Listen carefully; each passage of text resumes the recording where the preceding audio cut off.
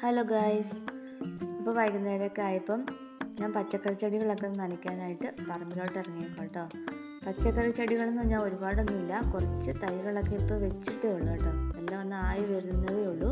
ഇപ്പോൾ 2-3 ജോഡ് പയറും കുറച്ച് മുളക് ചെടികളും ഒരു ജോഡ് മത്തൻ, പിന്നെ വെള്ളരി, ചേമ്പ്, വാഴ എല്ലാം ഉണ്ട് കുറേശ്ശെ ആയിട്ട്. എല്ലാം ചെറിയതാണ്, ഇപ്പം നട്ടിട്ട് അധികമായിട്ടില്ലേ. അപ്പോൾ രാവിലെ വെള്ളം ഒഴിച്ച് കൊടുക്കലായിരുന്നു പതിവ്. ഇപ്പം പിന്നെ വൈകുന്നേരം ഒഴിച്ചു കൊടുത്താലും നല്ല തണുപ്പ് നിൽക്കുന്നതെന്നൊക്കെ എല്ലാവരും പറഞ്ഞു. അപ്പോൾ അതുകൊണ്ട് വൈകുന്നേരം ഒഴിച്ചു കൊടുക്കാൻ വേണ്ടി അറിയില്ല കേട്ടോ.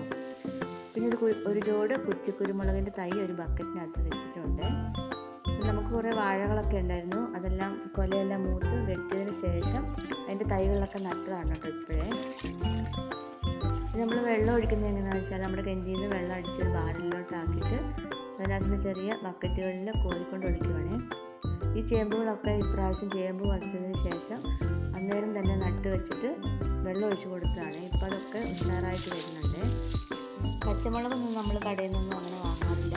പച്ചമുളക് ചെടികളൊക്കെ ഉണ്ട് കേട്ടോ, വേറെ സ്ഥലത്തായിട്ട് കായുള്ള മുളക് ചെടികളൊക്കെ നിൽപ്പുണ്ട്.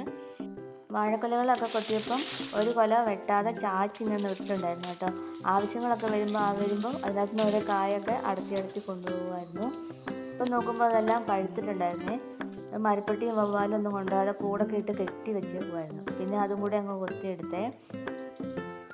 വീട്ടിലോട്ട് ചെന്നപ്പം കോഴികളൊന്നും കൂട്ടിക്കയറാതെ നിൽപ്പുണ്ടായിരുന്നേ. പിന്നെ അവർക്ക് കുറച്ച് അരിയൊക്കെ ഇട്ട് കൊടുത്തു. പിന്നെ നമ്മുടെ വീട്ടിലൊരു പോത്തൂട്ടനുണ്ട് കേട്ടോ. അവന് വൈകുന്നേരത്തെ ഫുഡ് കൊടുത്തിട്ടുണ്ടായിരുന്നില്ല. കഞ്ഞിയും തവിടും എല്ലാം കൂടെ കുഴച്ച് ഒരു ഫുഡുണ്ട്, അതാണ് അവന് ഏറ്റവും പ്രിയപ്പെട്ട ഭക്ഷണം കേട്ടോ. അത് കിട്ടാൻ വേണ്ടിയിട്ടാണ് പുൽക്കൂട്ടിലോട്ട് കയറി വരുന്നതുകൊണ്ടില്ലേ. അവന് ഭയങ്കര ഇഷ്ടമാണ് ഇങ്ങനെ കൊടുക്കുന്നത്. അതൊക്കെ കഴിഞ്ഞ് വീട്ടിലോട്ടൊക്കെ കയറി വന്നപ്പോഴേക്കും സന്ധ്യയായി, ഇരുട്ടൊക്കെ വീണ് തുടങ്ങി കേട്ടോ. പിന്നെ ഞങ്ങൾ ചായ കുടിച്ചിട്ടൊന്നും ഉണ്ടായിരുന്നില്ല വൈകുന്നേരത്തെ. പിന്നെ ചായയൊക്കെ ഉണ്ടാക്കി വെട്ടിക്കൊണ്ട് വന്ന പഴക്കൊലയ്ക്കകത്ത് നിന്ന് ഒരു നന്നായിട്ട് പഴുത്തൊരു പഴമൊക്കെ എടുത്ത് ചായയൊക്കെ കുടിച്ചു കേട്ടോ. അപ്പോഴാണ് ഓർത്തത് രാവിലെ ചെടികൾക്കൊന്നും വെള്ളം ഒഴിച്ചില്ലായിരുന്നല്ലോ എന്ന്. ഒരു 5-6 ചട്ടിക്കകത്ത് കുറച്ച് ബോഗൺവില്ലകളുണ്ട് കേട്ടോ, അതിന് വെള്ളം ഒഴിച്ചിട്ടില്ലായിരുന്നേ.